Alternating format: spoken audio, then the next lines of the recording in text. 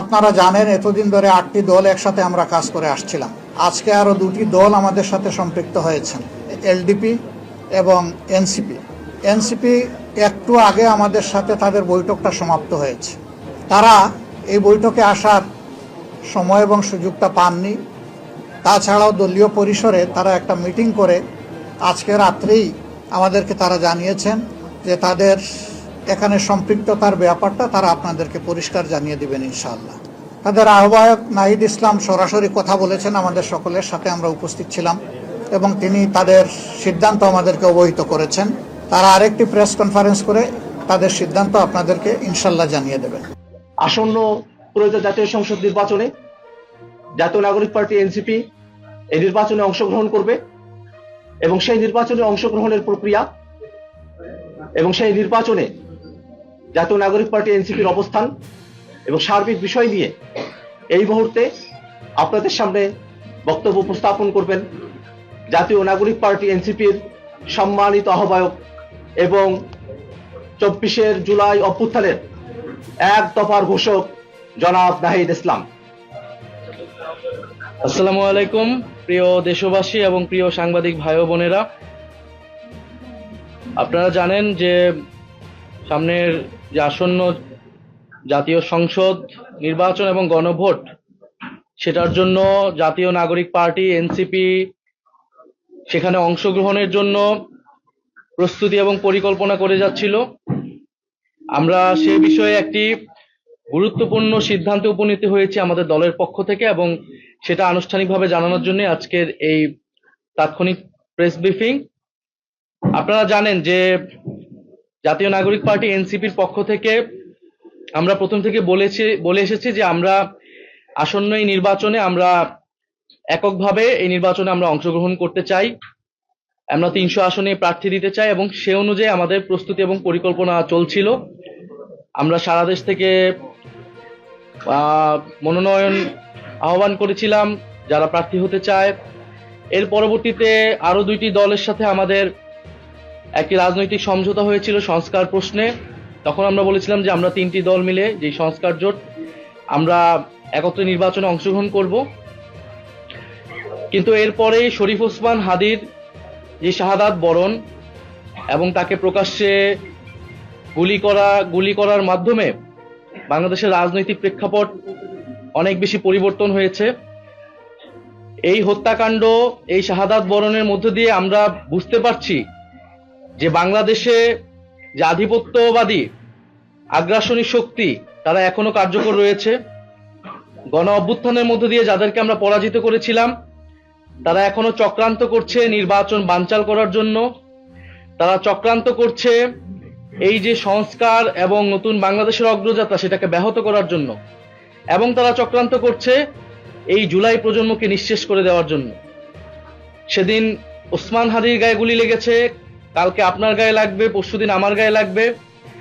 কারণ প্রথম এবং প্রধান টার্গেট করা হচ্ছে এই জুলাই গণ অভ্যুত্থানে যারা অংশগ্রহণ করেছে সারা দেশের তরুণরা, নাগরিকরা, শহীদ পরিবার, যারা আহত যোদ্ধা রয়েছে।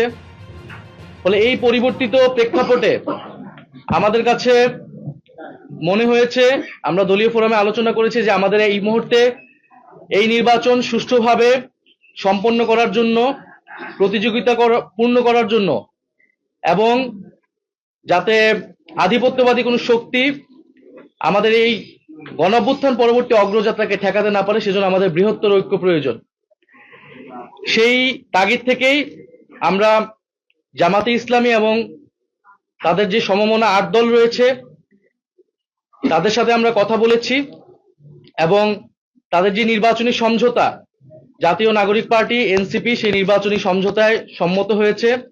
আমরা জাতীয় নাগরিক পার্টি এনসিপি এবং এই সমমনা 8 দলের সাথে আমরা একত্রে নির্বাচনে অংশগ্রহণ করব বলে আমরা সিদ্ধান্ত নিয়েছি। দ্বিতীয় বিষয়টি হচ্ছে এই নির্বাচনী সমঝোতা, এটি একদিকে যেমন নির্বাচনী বৈতরণী পার হওয়ার জন্য, অন্যদিকে আমাদের যেই এনসিপি প্রথম থেকে সংস্কার বিচার প্রশ্নে আমরা কাজ করে যাচ্ছিলাম, সেই সংস্কার বিচার এবং আধিপত্যবাদ বিরোধী, দুর্নীতি বিরোধী এই বিষয়গুলোতে আমাদের ন্যূনতম কর্মসূচিও থাকবে। আমরা আমাদের রাজনৈতিক জায়গায় আমরা মনে করছি এই মুহূর্তে বাংলাদেশের এই সংকটগুলো রয়েছে, যেখান থেকে এই বাংলাদেশকে রক্ষা করতে হবে, জুলাই প্রজন্মকে রক্ষা করতে হবে এবং গণ অভ্যুত্থান পরবর্তী যে আমাদের আকাঙ্ক্ষা সেটা যাতে কোনোভাবেই ব্যাহত না, এই জন্য আমরা একটা বৃহত্তর ঐক্যের জায়গায় পৌঁছেছি।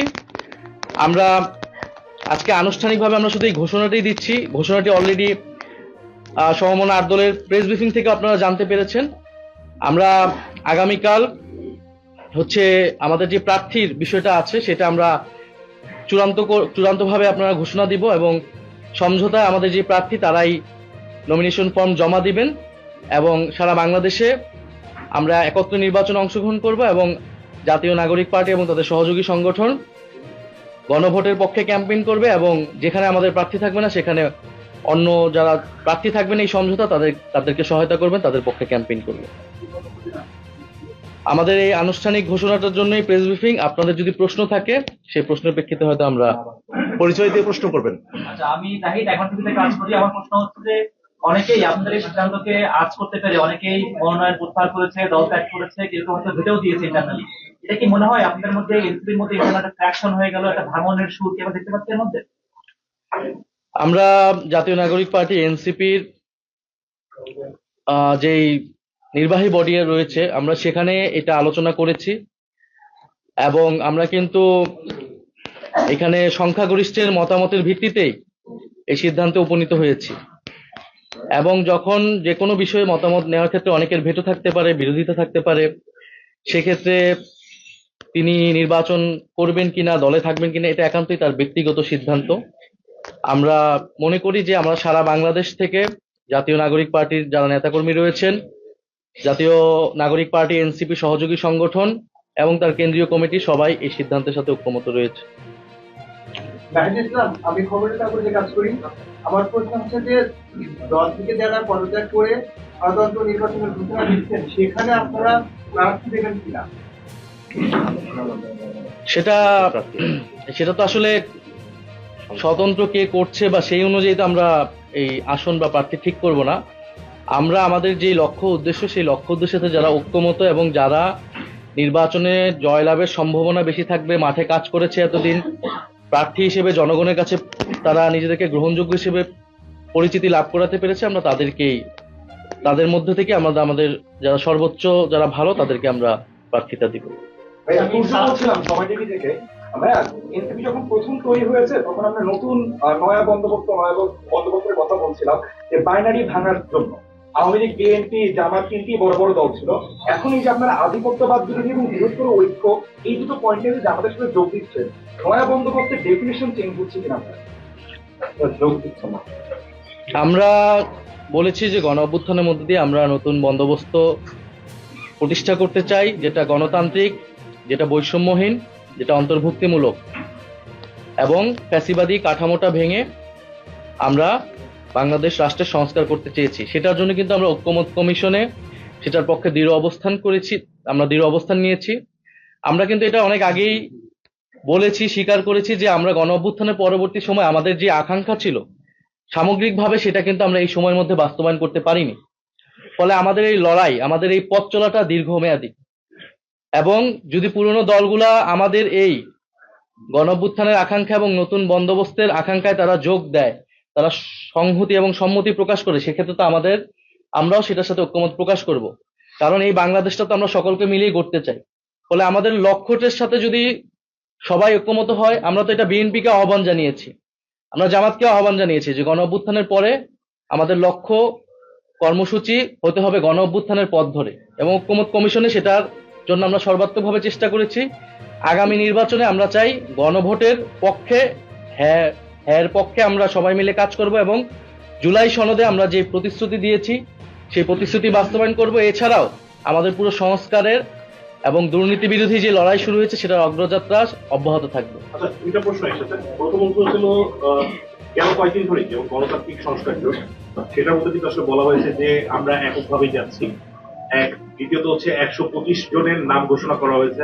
তার মানে এই সিদ্ধান্তটা হয়তোবা খুবই রিসেন্ট সিদ্ধান্ত, আলোচনা অনেকদিন আগে থেকে চলছিল। এবং তৃতীয়ত হচ্ছে যে এনসিপির সাথে যদি জামাতের জোট হওয়ার পর বিরোধী দল বা সরকারি দলে যদি আসা হয়, সেক্ষেত্রে এনসিপির অবস্থানটা কই থাকবে? সেক্ষেত্রে কি জামাত বেশি প্রাধান্য বিস্তার করবে কিনা বা এনসিপি প্রাধান্য বিস্তার করবে কিনা, এই সমস্ত বিষয়গুলো নিয়ে আপনাদের পরিকল্পনা বা কি ভেবেছে? আমরা এই বিষয়গুলো আলোচনার মধ্যে রয়েছে। আপনি যেটা বলেছেন এটা কিন্তু খুবই রিসেন্ট সময়ে আমাদের সিদ্ধান্তটা নিতে হয়েছে, কারণ পরিবর্তিত রাজনৈতিক প্রেক্ষাপট অনুযায়ী। ফলে এই আলোচনাগুলো সামনে আরো আগালে আমরা তখন এই বিষয়ে আনুষ্ঠানিকভাবে বলতে পারবো। তবে এই মুহূর্তে আমরা ন্যূনতম এই জায়গায় ঐক্যমত হয়েছি যে আমরা এই যে নির্বাচনী এই বৈতরণীটা আমরা একত্রে পার হব এবং গণভোটের পক্ষে থাকব, এবং আমি যে পয়েন্টগুলো বললাম, আধিপত্যবাদ, দুর্নীতি, সংস্কার এবং বিচার অব্যাহত রাখা, এই বিষয়ে আমরা একত্রে কাজ করব।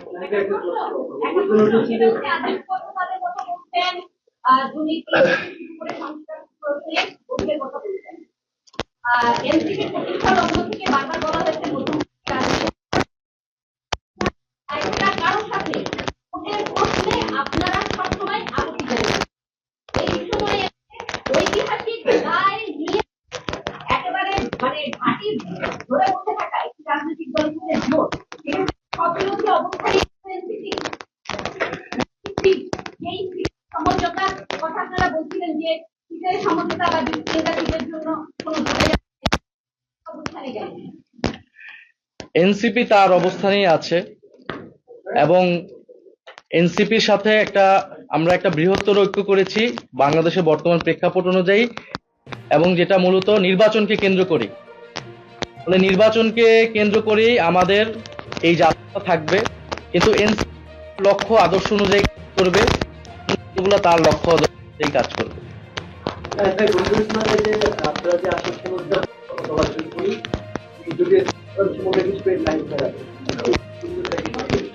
না, আমরা এই ধরনের কোনো আলোচনা হয়নি। আমরা আপাতত নির্বাচনী সমঝোতা এতটুকুই ঐক্যমত হয়েছে এবং এই আলোচনাগুলো পরবর্তীতে আগাবে।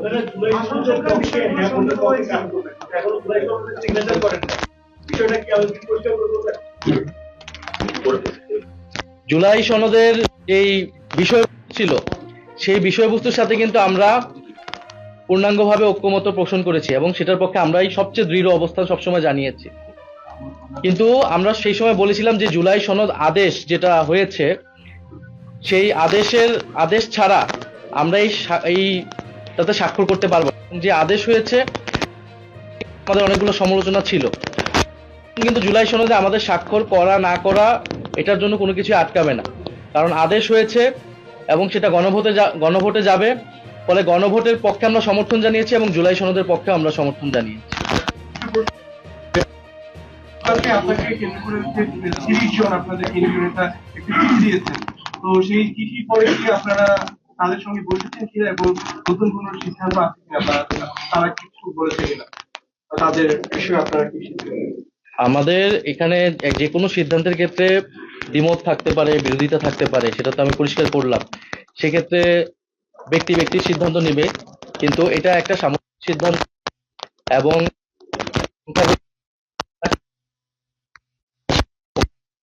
সম্মত হয়েছে। যারা বিরোধী তাদের সাথে আমরা কথা বলবো, তাদেরকে আমরা আরো বোঝানোর চেষ্টা করবো। আশা করি তারা এনসিপির এই সিদ্ধান্তে ছাত্র উপদেষ্টা যারা এনসিপিতে আসার বিভিন্ন আছে তাদের সর্বশেষ অবস্থান কি তারা জয়েন করছে কিনা, আর আরেকটা বিষয় হচ্ছে আপনাদের যে একটা জোট হয়েছিল এই বিষয় এবি পার্টি এবং রাষ্ট্র সংস্কার আন্দোলনের সঙ্গে, ওই জোটের আসলে সর্বশেষ অবস্থান। আমরা যেহেতু ওই জোটের যেই আমাদের লক্ষ্য ছিল যে আমরা এককভাবে নির্বাচন করব, যেহেতু আমরা সেটা করতে পারছি না, ফলে সেই জোটটা কাজ করতেছে না। আমরা বৃহত্তর নতুন একটা সমঝোতা গিয়েছি অন্য একটি। আর দুই ছাত্র উপদেষ্টা যারা এটা তাদের বিষয়, এই বিষয়ে আমাদের কাছে কোনো আপডেট নেই। আমার প্রশ্নটি হলো জামাতের ধর্মভিত্তিক রাজনৈতিক সংগঠন আর জুলাই স্মৃতির সাথে এই ধর্মভিত্তিক রাজনৈতিক সংগঠনের মতদর্শগত জায়গা পার্থক্য আছে। সেক্ষেত্রে আপনাদের একসাথে ঐক্য হলে সরকার গঠন করা বা বিরোধী দলে কোনো কনফ্লিক্ট অফ ইন্টারেস্টের জায়গায় চলে মতভেদ এই জায়গাটা। আমি তো এটা পরিষ্কার করেছি, আমাদের ন্যূনতম কিছু বিষয়ে ঐক্যমত রয়েছে। আমরা তো এটা সামগ্রিক বিষয়ে কোনো ঐক্য বা আদর্শিক ঐক্য হয়নি। এটা একটা নির্বাচনী সমঝোতা, ন্যূনতম এই বিষয়গুলোতে আমরা ঐকমত্য পোষণ করেছি আমরা এবং একত্রে নির্বাচনী যাত্রা আমরা পার করি। জি, ধন্যবাদ। ইদানিং শুনলাম বুলেট প্রুফ গাড়ি কিনেছে তারা। তা আপনার যদি বুলেট প্রুফ গাড়ি হয়, বাংলাদেশের 18 কোটি মানুষের জন্য তো বুলেট প্রুফ ট্রেন থেকে পাবলিক সার্ভিস সবগুলোকে আপনার বুলেট প্রুফ করতে হবে। বিএনপির মৃত্যু ঘন্টা বেজে গেছে, এটা আমরা আগে বলেছি, তাদের মৃত্যু ঘন্টা আরো জোরে বাজতেছে ইনশাআল্লাহ। এবং আওয়ামী লীগের পরিণতি বিএনপির পরিণতি হবে। মিলিটারি কু বারবার করার প্রচেষ্টা করা হয়, তাহলে তো আমাদের নতুন করে আবার ভাবতে হবে। ভারতকে স্পষ্ট ভাষায় বলতে চাই, যারা আমার দেশের সার্বভৌমত্বকে বিশ্বাস করে না, যারা আমার দেশের সম্ভাবনাকে বিশ্বাস করে না, যারা ভোটাধিকারকে বিশ্বাস করে না, মানবাধিকারকে বিশ্বাস করে না, যারা এই দেশের সন্তানদেরকে বিশ্বাস করে না, আপনারা যেহেতু তাদেরকে আশ্রয় প্রশ্রয় দিচ্ছেন, কথা স্পষ্ট করে বলে দিতে চাই, ভারতের যারা সেপারেটিস্ট আছে বাংলাদেশে আমরা তাদেরকে আশ্রয় প্রশ্রয় দিয়ে যে সেভেন সিস্টার রয়েছে সেটাকে বাংলাদেশ থেকে, ভারত থেকে আলাদা করে দিব। হাসনাত আব্দুল্লাহ সেদিন চিৎকার করে বলছিল না যে সেভেন সিস্টারকে সে আলাদা করে দিবে? হি ইজ রাইট, সে সেটা করতে পেরেছে। আমি সহ আরও 6 জন নারী এনসিপি থেকে পদত্যাগ করেছে। তাসনিম যারা, ডক্টর মিতু, তাসনুভা জেবিন, সামান্তা শারমিন সহ যে 6 জন নারী পদত্যাগ করেছে সবাইকে আমি বাহবা জানাচ্ছি, সমর্থন জানাচ্ছি, সম্মান জানাচ্ছি। আপনারা শেষমেশ একটা সিদ্ধান্তে এসে উপনীত হতে পেরেছেন। তাসনিম যারা, যিনি কিনা হচ্ছে অক্সফোর্ড থেকে পড়াশোনা করে এসেছে, পেশায় একজন ডক্টর, এই সমস্ত কিছু তিনি ফেলে চুলে তিনি এনসিপিকে যথার্থ সময় দিয়েছেন। সেই সময়কে তারা মূল্য দেয়নি, তিনি তার প্রাপ্য সম্মানটুকু এনসিপি থেকে পাননি। তাসনিম জারাকে নিয়ে নানা ধরনের বিতর্ক হয়েছে যে গণঅভ্যুত্থানে তার কি কন্ট্রিবিউশন ছিল, ডক্টরের হিসেবে সে কি করে না করে, এই সমস্ত কিছু তার ব্যক্তি জীবন নিয়ে অনেক ধরনের বিতর্ক সৃষ্টি করা হয়েছে, কিন্তু তারপরেও কিন্তু তিনি ভেঙে পড়েননি। আমি তাসনিম জারার মধ্যে যেটুকু দেখেছি যে সে একজন এসে কিছু একটা বলছে আর তিনি সেটার সাথে সাথে বলে দিচ্ছে তেমন নয়। সে তথ্যভিত্তিক কথা বলে, সে যেটা বলে সেটা মিন করে, একটি বুদ্ধিমতী নারী এবং একজন পলিটিশিয়ান হিসাবে, একজন ওমেন হিসাবে আমি তাকে সাপোর্ট করি। সে যথার্থ মেধাবী একজন নারী। এই মেধাবী নারীটা তার যথার্থ সম্মান পেল না। সে বুঝতে পেরেছে যে যেই মানুষগুলো, যে দলটা 1971 সালে গাদ্দারি করেছে বাংলাদেশের সাথে, তারা দেশদ্রোহী, তারা রাজাকার, তাদের সাথে যুক্ত হওয়া মানে হচ্ছে গণঅভ্যুত্থানকে অপমান করা, গণঅভ্যুত্থানের যে আকাঙ্ক্ষা সেটাকে অসম্মান করা। এই জায়গাটা যে এই 6 জন নারী বুঝতে পেরেছে, সেই জন্য সেই 6 জন নারীকে অবশ্যই তাসনিম যারা সহ ওই 6 জন নারীকে আমার তরফ থেকে তাদের প্রতি আমার সম্মান থাকবে, ভালোবাসা থাকবে এবং তাদের সামনে যে সিদ্ধান্তগুলো তারা নিতে যাবে সেই সমস্ত কাজে আমার সমর্থনও থাকবে। ঢাকা 9 আসন থেকে তাসনিম যারা যে পদে দাঁড়িয়েছেন সেটাকে আমি সাপোর্ট করছি। আপনাদেরকেও বলবো আপনারা সমর্থন করুন। হাই, আমি তাসনিম যারা, এনসিপি থেকে পদত্যাগ করেছি, ঢাকা 9 আসন থেকে স্বতন্ত্র থেকে নির্বাচন করব। সকলেই সহযোগিতা করবেন ও পাশে থাকবেন। ধন্যবাদ সকলকে। আর এই এনসিপি 300 আসনে নাকি প্রার্থী দেবে, 1800 ফর্ম নাকি বিক্রি করেছে। কি আর বলবো, একটা সিট পাওয়ার যাদের ক্ষমতা নাই তারা 1800 সিট বিক্রি করেছে, আবার নাকি 300 আসনে প্রার্থীও যাবে। এখন সত্যি 2, 4, 5টা পেলে বিএনপির সাথেও যাবে। এগুলো শুভ লক্ষণ না। এগুলো করে আমাদের রাজনীতিটাকে ধ্বংস করবেন না। যার যেখানে অবস্থান আছে ওখানে থাকেন। যদি রং পরিবর্তন করতে চান, গিরিগিট রং পরিবর্তন করতে চান, দয়া করে নির্বাচনের পরে করবেন। নির্বাচনের আগে কোনো রং পরিবর্তন করে জনগণকে যারা বিভ্রান্ত করবে তারা জাতীয় শত্রু হিসেবে বিবেচিত হবে। মীমাংসিত হয়ে গেছে, ফেব্রুয়ারিতে নির্বাচন, একটা গণভোট হবে, হা বা না। তার মধ্যে আবার আন্দোলন কিসের? এখনো পর্যন্ত তারা বলে বেড়াচ্ছে যে গণভোটটা আগে দিতে হবে। এগুলো হচ্ছে কি? আমি তো মনে করি আপনারা অনেকেই বলেন যে বিদেশে আওয়ামী লীগ পালিয়ে যাওয়া শেখ হাসিনা দিল্লিতে বসে আছেন, উনি বাংলাদেশকে অচল করার নানা রকম ষড়যন্ত্র করছে, নির্বাচনকে নস্যাৎ করার ষড়যন্ত্র করছে এবং এই সরকারের মধ্যে অস্থিতিশীল পরিস্থিতি সৃষ্টি করার ষড়যন্ত্র করছে। তার পাশাপাশি আমাদের বিভিন্ন রাজনৈতিক দল, ইনক্লুডিং এই ইসলামিক দলগুলো যে 8 দল করেছে, আমিও মনে করি তারাও নির্বাচনের বিরুদ্ধে ষড়যন্ত্র করছে। এই বিষয়ে জনগণকে সজাগ হতে হবে। অবশ্যই নির্বাচনের জন্য আমাদের আরেকবার লড়াই সংগ্রামে থাকতে হবে, একসাথে থাকতে হবে, আমাদের ঐক্যটা অটুট রাখতে হবে। যারা এই ঐক্যকে ভাঙার জন্য নানান ভাগে ছলে বলে কৌশলে চেষ্টা করছে, আমি বিএনপিকে বলবো, আপনাদের মনে করার কোনো কারণ নাই যে আগামী নির্বাচন আপনাদের জন্য সহজ হয়ে যাবে। এটা ছিল আজকে 2-3 মাসের মধ্যে যদি নির্বাচন হতো তাহলে আমরা সবাই বলতাম যে বিএনপি বোধহয় এককভাবে ক্ষমতায় চলে যাবে। কিন্তু দিন দিন পরিস্থিতি পাল্টাচ্ছে, নির্বাচনের নানা রকম মেকানিজম তৈরি হয়ে যাচ্ছে। আপনারা দেখছেন না, লটারির মাধ্যমে কোনোদিন পদায়ন হয়েছে? লটারি মানে জুয়া খেলা। বাংলাদেশের জনগণ এখন জুয়া খেলা দেখতেছে। ডিসিদেরকে লটারির মাধ্যমে পদায়ন, পুলিশকে লটারির মাধ্যমে পদায়ন, প্রশাসনের মধ্যে লটারির মাধ্যমে পদায়ন। তারপরে কি হবে? লটারির মাধ্যমে এমপি নির্বাচন হয়ে যাবে। এই যে শুরু হলো না, তখন দেখবেন যে কে কোন সিট পাবে, নিজেরা নিজেরা লটারি করে তাদেরকে সিট দিয়ে দেবে, বাস নির্বাচন হয়ে গেল বাংলাদেশে। সেইটার জন্য যারা ষড়যন্ত্র করছেন, লটারির মাধ্যমে বাংলাদেশে নির্বাচন, এই নির্বাচন লটারির নির্বাচন বাংলাদেশের মাটিতে জনগণ মেনে নেবে না।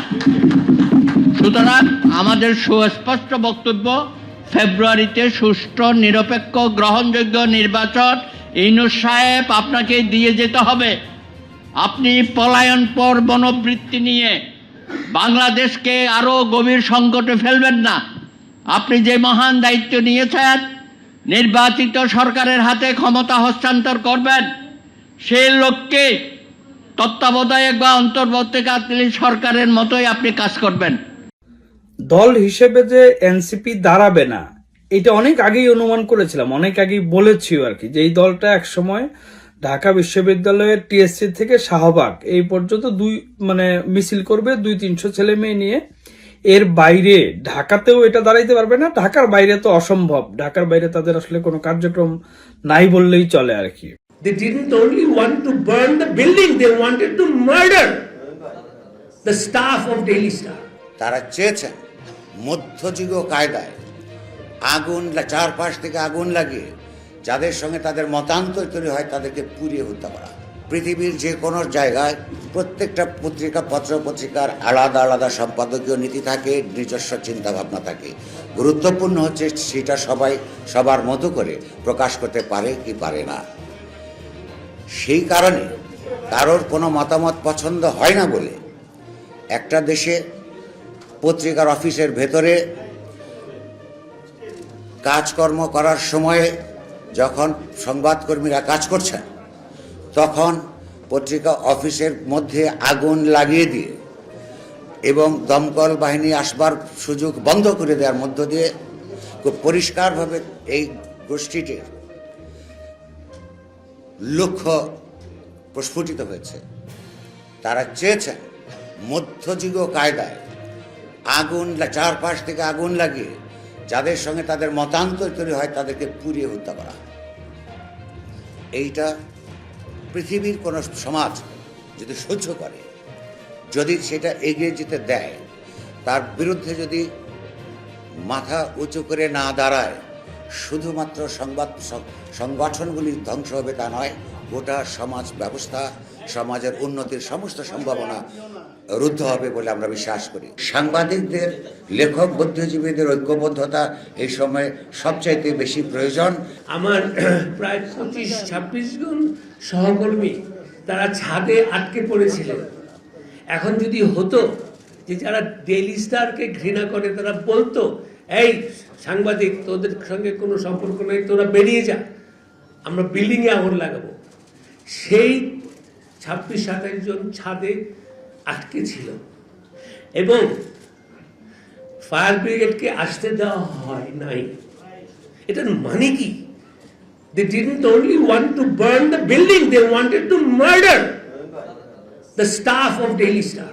মব ভায়োলেন্সে আক্রান্ত বাংলাদেশ কোথায় সৃষ্টি হয়েছে? মব ভায়োলেন্স আমাদের বাংলাদেশের রাষ্ট্র কাঠামোর কেন্দ্রস্থলে মবতন্ত্র শুরু হয়েছে। সচিবালয়ের অভ্যন্তরে মবক্রেসি হয়েছে এবং সেটা দিয়ে শুরু দখলবাজি দলবাজি আমাদের সচিবালয়ের অভ্যন্তরে হয়েছে। আমি এটি মনে করি যে রাষ্ট্র কাঠামোর অভ্যন্তরে যে দুটি উপাদান আমরা দেখেছি, যে মবতন্ত্র আজকে প্যান্ডরাস বক্সের মতো বিকশিত হয়েছে, সেটার পেছনের শক্তি প্রথম থেকে ছিল আমাদের আমলাতন্ত্রের মূল কাঠামোতে যারা কেন্দ্রবিন্দুতে যারা অবস্থিত তারা, এবং তার পরবর্তীতে রাষ্ট্র কাঠামোর দায়িত্বে যারা অধিষ্ঠিত তারা মব ভায়োলেন্সের পেছনের শক্তিকে তাদের ক্ষমতার অন্যতম স্তম্ভ হিসেবে বিবেচনা করে তাদের চোখের সামনে যেগুলো ঘটেছে সেগুলো প্রতিহত করতে ব্যাহত হয়েছে। আজকে যে অবস্থা সৃষ্টি হয়েছে এই ব্যর্থতার কারণে আমরা সকলেই, আমাদের পুরো দেশবাসীর দায় এটাকে প্রতিহত করা, definitely no doubt about it, কিন্তু মূল দায়িত্ব সরকারের। আমার সরকারের কাছে প্রশ্ন, আজকে কিন্তু বাংলাদেশের মানুষের নিরাপত্তার প্রশ্ন, জাতীয় নিরাপত্তার প্রশ্ন। অবশ্যই গণমাধ্যম স্বাধীনতা, মানুষের মৌলিক স্বাধীনতা, পুরো স্বাধীনতার যে পুরো সকল ক্ষেত্র আছে, পুরো কাঠামো আঘাতের সম্মুখীন, নিরাপত্তার সম্মুখীন, কিন্তু মানুষের জীবনের নিরাপত্তার ঝুঁকি কিন্তু এখন রাষ্ট্র কাঠামো, আমাদের যে জাতীয় নিরাপত্তা সেই যন্ত্রটা কোথায়? অত্যন্ত ইন্টারেস্টিং একটা প্রতিষ্ঠান বা ক্ষমতার কেন্দ্র দেখলাম, জাতীয় নিরাপত্তা উপদেষ্টা। এই যে কাঠামো, এর মধ্যে কে দায়িত্বে আছে, কার সমন্বয়ে কি চলছে? এই যে বাংলাদেশের মানুষ জাতীয় নিরাপত্তার ঝুঁকির সম্মুখীন, এটি নিয়ে কি এই কর্তৃপক্ষ কোনো আলোচনা করেছেন? তাদের মধ্যে কোনো সমন্বয় আছে? তারা কোনো কৌশল ভেবেছেন প্রতিরোধ করার, প্রতিকার করার? তারা কি আসলে সাইলোর মতো কাজ করছেন, নাকি কিছুই করছেন না, শুধু অন্তর্দ্বন্দ্বে লিপ্ত? আমি জেনে শুনে বলছি।